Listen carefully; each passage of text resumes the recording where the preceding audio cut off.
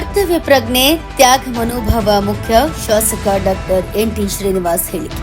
ಹೌದು, ವಿಜಯನಗರ ಜಿಲ್ಲೆ ಕೂಡ್ಲಿಗಿಯ ವಿಧಾನಸಭಾ ಕ್ಷೇತ್ರದ ತೂಲಹಳ್ಳಿಯಲ್ಲಿ ಜನವರಿ 18ರಂದು ಪ್ರಾಥಮಿಕ ಆರೋಗ್ಯ ಕೇಂದ್ರದ ನೂತನ ಕಟ್ಟಡ ಉದ್ಘಾಟನಾ ಕಾರ್ಯಕ್ರಮ ಜರುಗಿತು.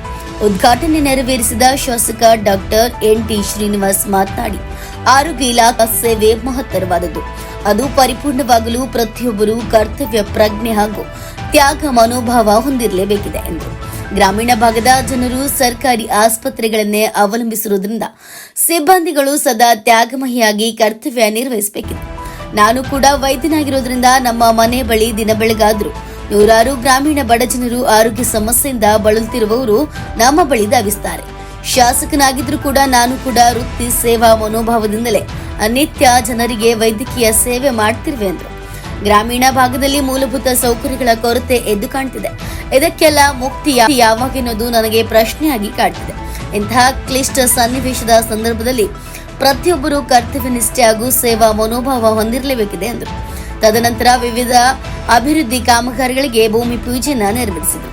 ತೋಲಹಳ್ಳಿ ಎಸ್ಸಿ ಕಾಲೋನಿಯಲ್ಲಿ 41 ಲಕ್ಷ ರು ವೆಚ್ಚದ ಸಿಸಿ ರಸ್ತೆ ಮತ್ತು ಚರಂಡಿ ನಿರ್ಮಾಣ, ಒಟ್ಟು 1,80,00,000 ರು ವೆಚ್ಚದಲ್ಲಿ ತೂಲಹಳ್ಳಿ ಸೊಕ್ಕೆ ರಸ್ತೆ ಡಾಂಬರೀಕರಣ, 1,20,00,000 ರು ವೆಚ್ಚದ ತೂಲಹಳ್ಳಿ ಗ್ರಾಮದಿಂದ ಮಾಡ್ರಹಳ್ಳಿ ರಸ್ತೆ ಅಭಿವೃದ್ಧಿ ಹಾಗೂ ಡಾಂಬರೀಕರಣ ಕಾಮಗಾರಿಗೆ ಭೂಮಿ ಪೂಜೆಯನ್ನ ನೆರವೇರಿಸಿದರು. ವೇಜಿ ರುಷ್ಬೇಂದ್ರ, NKSTV4 ಬ್ಯೂರೋ ರಿಪೋರ್ಟ್, ಕೂಡ್ಲಿಗಿ. ಇದರಿಂದ ಅಂದರೆ SCP TSP ಕೊಟ್ಟಿದ್ದಾರೆ, ಒಂದು 80 ಲಕ್ಷ, ಒಂದು 50 ಲಕ್ಷದ್ದು. ಇನ್ನೂ ಮತ್ತೆ ಜನರಲ್ಗೂ ಎಲ್ಲರಿಗೂ ಮತ್ತೆ ಎಕ್ಸ್ಟ್ರಾ ತುಂಬಾ ಅವಶ್ಯಕತೆ ಇದೆ. ಮತ್ತೆ ಇನ್ನೊಂದು ಏನಪ್ಪಾ ಅಂದ್ರೆ, ಯಾರಾದ್ರೂ ಏಜೆಂಟ್ಗಳ ಮುಖಾಂತರ, ದಲ್ಲಾಳಿಗಳ ಮುಖಾಂತರ ಯಾರಾದ್ರೂ ದುಡ್ಡಿನ ಯಾರಾದ್ರೂ ದುಡ್ಡಿನ ವ್ಯವಹಾರ ಅಧಿಕಾರಿಗಳಿಗೆ ಯಾರಿಗಾದ್ರೂ ದುಡ್ಡು ಕೊಡೋದು, ಗಂಗಾ ಕಲ್ಯಾಣಕ್ಕೆ, ಈ ಸಾಲಗಳಿಗೆ, ಸ್ವಾವಲಂಬಿ ಸಾರ್ಥಿಗೆ ಮತ್ತೆ ಅಂತದಕ್ಕಿಂತ ಕೇಳಿದ್ರೆ ನಾವು ಇನ್ಯಾವತ್ತೂ ಯಾರಿಗೂ ಕೊಡೋದು. ಅದು ನಿಮಗೆ ನಿಜವಾಗ್ಲೂ ಸೇರುವಂತ ತುಂಬಾ ಮಹತ್ವಾಕಾಂಕ್ಷೆ ಯೋಜನೆ ಅದು ಸರ್ಕಾರದ್ದು. ಬಡವರಿಗೆ ನಿಜವಾಗ್ಲೂ ಅವ್ರಿಗೆ ಒಳ್ಳೇದಾಗ್ಲಂತ ಆದದ್ದು.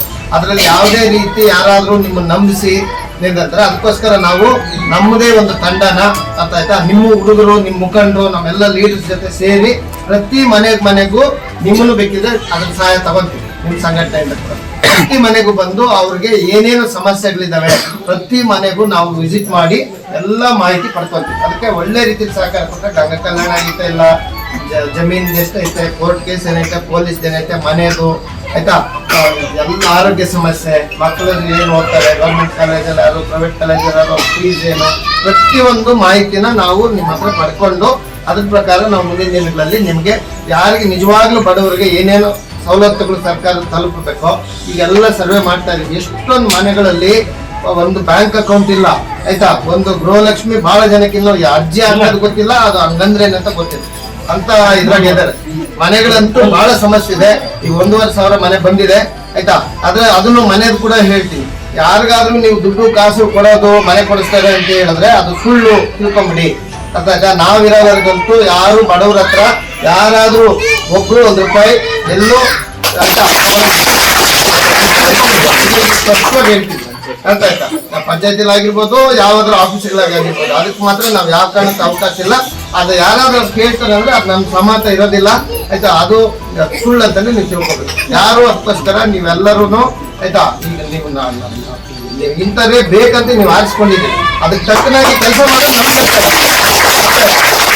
ಎಲ್ಲರಿಗಿಂತ ನೋಡಿ, ಎಲ್ಲರ ಮುಖಗಳಲ್ಲೂ ಕಾಯಿಲೆ, ರಕ್ತನೇ ಇಲ್ಲ, ಮಕ್ಕಳಲ್ಲಿ ನೋಡಿದ್ರು ಅದೇ ಐತೆ. ಇದು ಒಂದು ದೊಡ್ಡ ತಲೆಗೆ ಬರೀತಾ ಇದೆ, ಅದಕ್ಕೂ ಒಂದು ದೊಡ್ಡ ಪ್ರೋಗ್ರಾಮ್ ಮಾಡ್ತಾ ಇದ್ದೀವಿ.